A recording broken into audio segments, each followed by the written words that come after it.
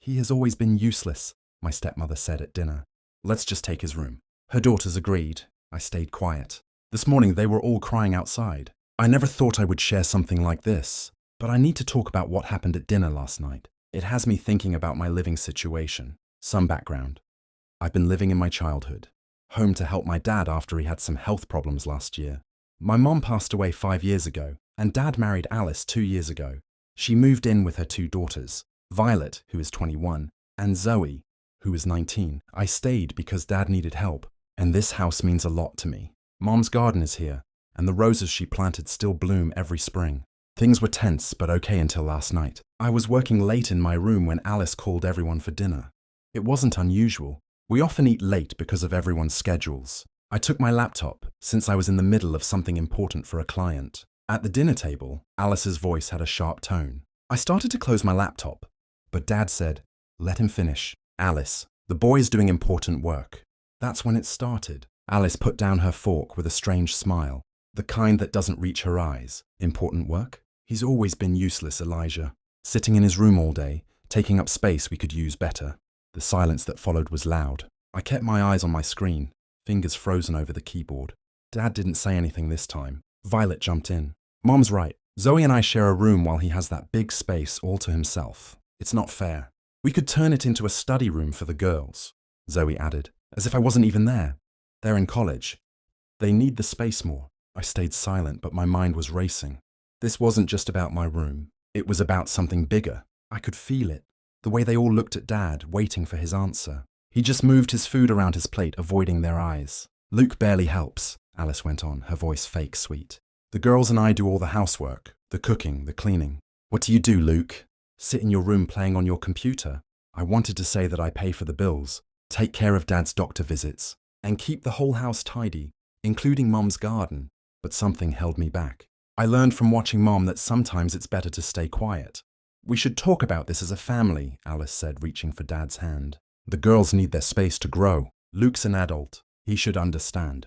I finally looked up from my laptop, met Alice's eyes, and said nothing. I just watched her smile fade a little. After dinner, I heard them in the hallway, Alice and the girls laughing about something. I went to get some water and heard bits of their conversation. Just a matter of time. Insurance policies need to be handled carefully. This morning I found Violet in my room, saying she was looking for a phone charger, but I saw her quickly closing my desk drawer. When I checked later, my mum's old papers were a bit out of order. The ones about the house and her life insurance. I'm writing this from my car, parked a few blocks away. I need advice. Something feels wrong, and I can't shake the feeling that last night's dinner was just the start.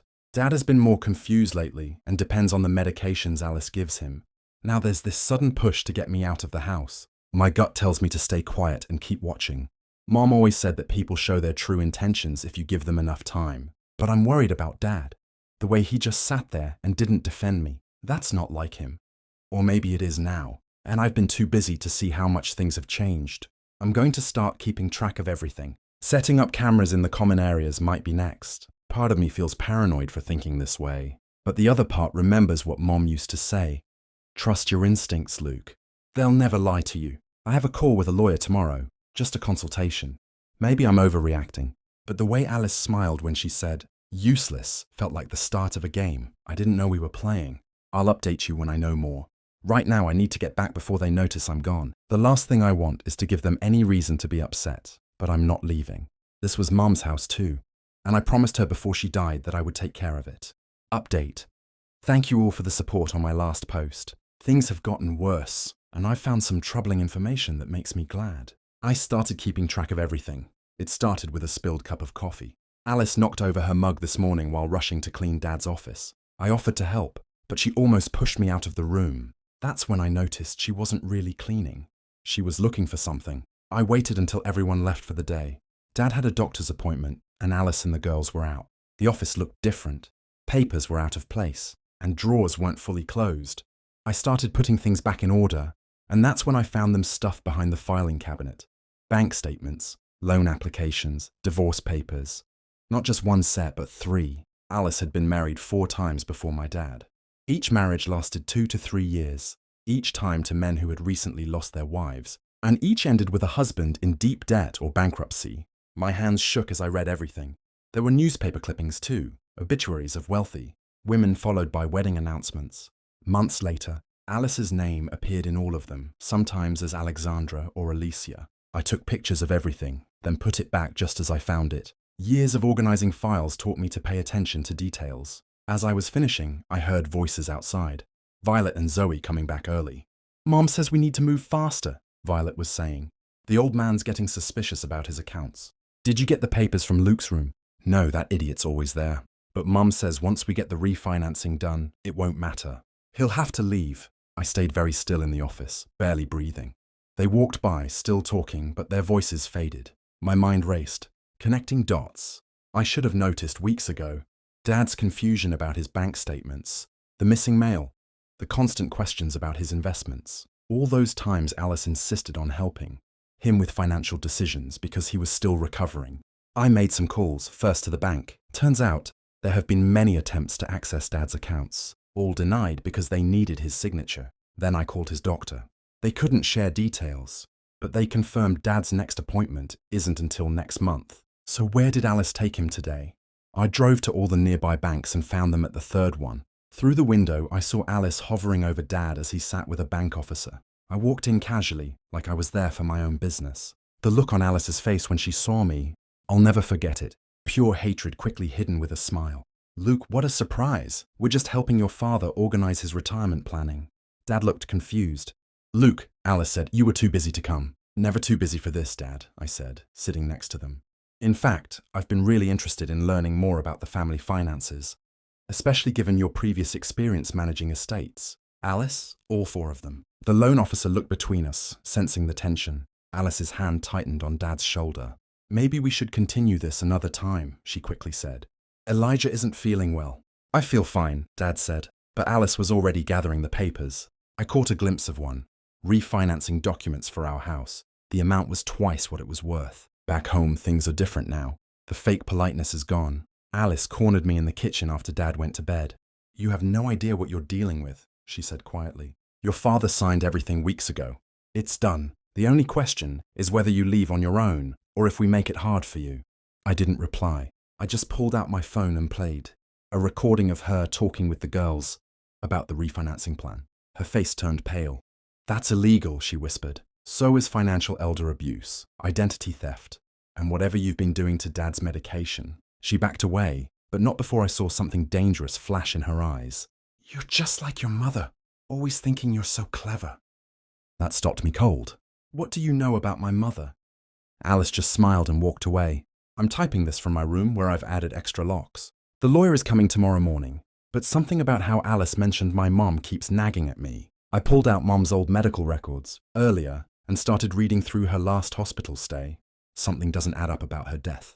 "I have to go. I hear movement in the hallway, but I've saved everything important to a secure drive and sent backups to many people. Whatever happens next, there will be a paper trail. I'll update again when I can. If anything happens to me, well, let's just say Alice isn't the only one who knows how to prepare." Update 2. Things have gone from bad to worse, but I finally understand what's happening. It all started when I found Dad's old pill organizer in the back of his bathroom cabinet after my last post. I couldn't shake what Alice said about my mom. I spent the night going through Mom's medical records, looking for anything strange. That's when Dad had one of his episodes, the confused moments that started shortly after Alice moved in. I heard him wandering in the hallway at 3 a.m. and found him confused, barely able to stand.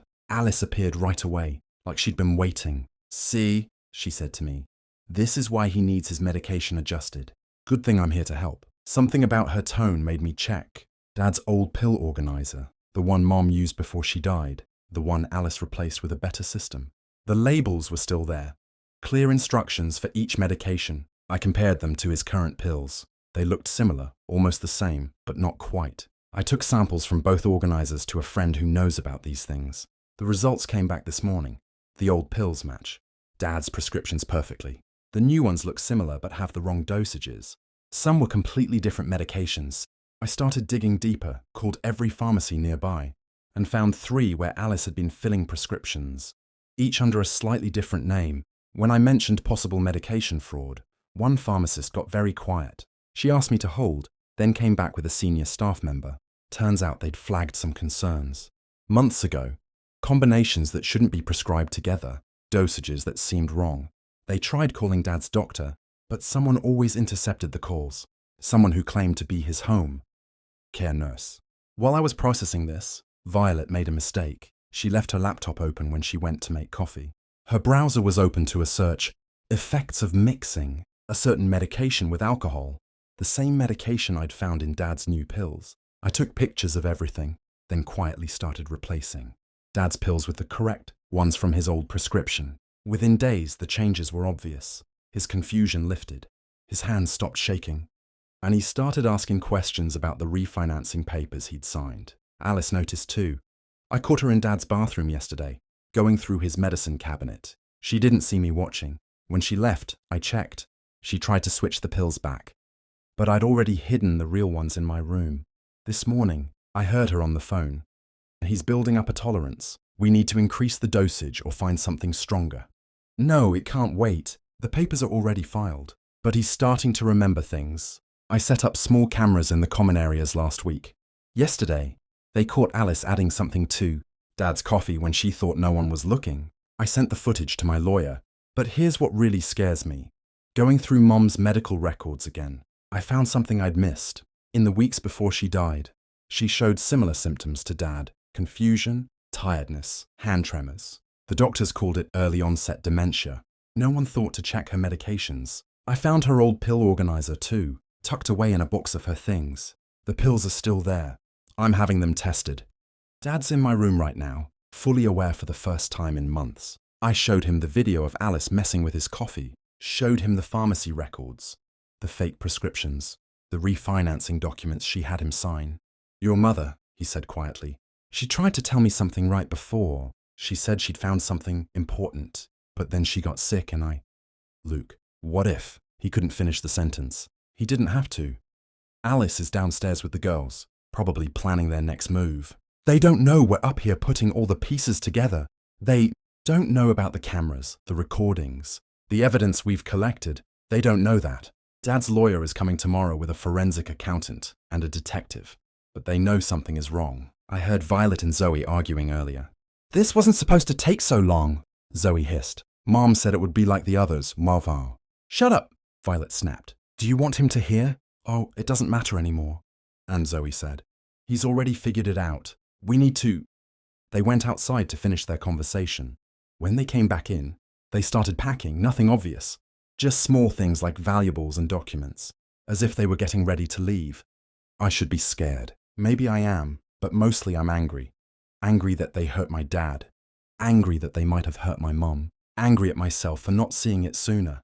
The detective's coming first thing tomorrow. Until then, Dad and I are staying locked in my room, watching everything through the cameras. I've sent copies of all evidence to safe places. If anything happens tonight, wait, someone's trying to get into the room. I can hear Alice outside the door saying Dad needs his medicine.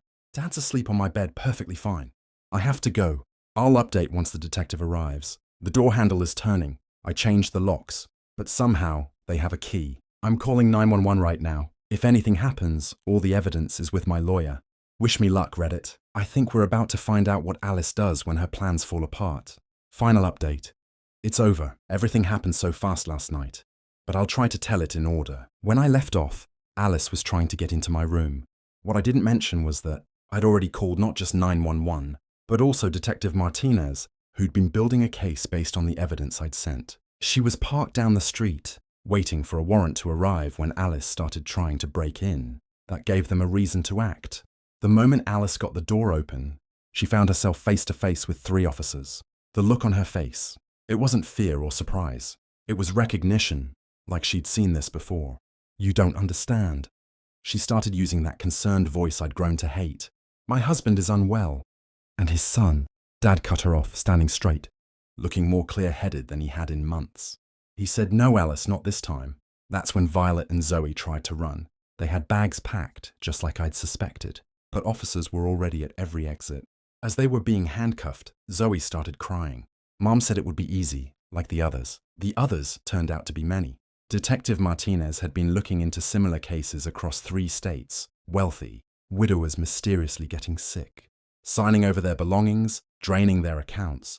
Some survived. Some didn't, like my mom. The evidence from Mom's old pills came back this morning, showing traces of the same medications they found in Dad's tampered prescription. Alice had been practicing her method for years. Mom wasn't her first victim, but she was one of the few who started to figure it out. That's why Alice had to act faster with her than the others. The search of the house revealed everything: hidden documents, burner phones, a laptop with detailed notes on drug interactions and symptoms of different poisonings. They found a key to a storage unit that led to files on other victims. Alice kept trophies, documents, newspaper clippings, her own little hall of fame. But here's what really got to me. In Alice's bedside table, they found Mom's journal. The last entry was dated 3 days before she died. Found proof. Meeting lawyer Tuesday. Have to protect Luke and Elijah. She never made it to Tuesday. Alice, Violet and Zoe spent the night in jail. This morning, they were crying outside as officers searched their cars. Zoe broke first and told them everything. It turned out she and Violet had done this before with their mom. They were willing helpers, trained since they were teenagers to help isolate and trick victims. The district attorney is charging them with multiple serious crimes: attempted murder, fraud, identity theft, elder abuse, and reopening several accidental death cases, including my mother's. The evidence is strong. Alice's careful records are going to get her in big trouble. Dad is in therapy now, working through everything. The doctors say he will fully recover from the medications. He spends a lot of time in Mum's garden, taking care of her roses. Yesterday, he looked at me and said, "Your mother would be proud. She always said you see things others miss." The house is calm now, peaceful. We're going through old photos, remembering Mum, talking about things we've kept inside for too long. Dad admitted he rushed into marrying Alice because he felt lonely and was afraid of being alone when he got older. I told him he's never alone, he has me. Remember that refinancing paperwork Alice made Dad sign? It turns out she forged his signature. The bank's fraud department caught it during their checks. They'd been building their own case against her for weeks. Families of Alice's previous victims have been contacting us. There are support groups and shared stories. Mum wasn't the only one who tried to fight back. She was just the first whose son finished what she started. This morning, I had coffee with Dad in Mum's garden. The roses are blooming early this year. While we sat there, a package arrived, Mom's case files from the original investigation. Detective Martinez thinks we might find more evidence to help the other families get justice. Dad picked up one of Mom's journals and started reading aloud. "My boys are stronger than they know. Together they'll figure it out. I just have to leave them enough clues." She did. "Mum, we followed them all the way home. To everyone who followed this story and offered support, thank you. If you ever feel something is off, trust it. Write everything down, build your case quietly, and never underestimate what someone will do to protect their family, whether they are alive to see it through or not." Dad's calling me. The detective is here with more files. It's time to help other families get their justice too. After all, that's what Mum would have wanted. And Alice, she's learning that karma isn't just a story. The other inmates don't take kindly to people who hurt their parents for money. Sometimes the best revenge isn't what you do to someone. It's making sure everyone knows exactly who they are.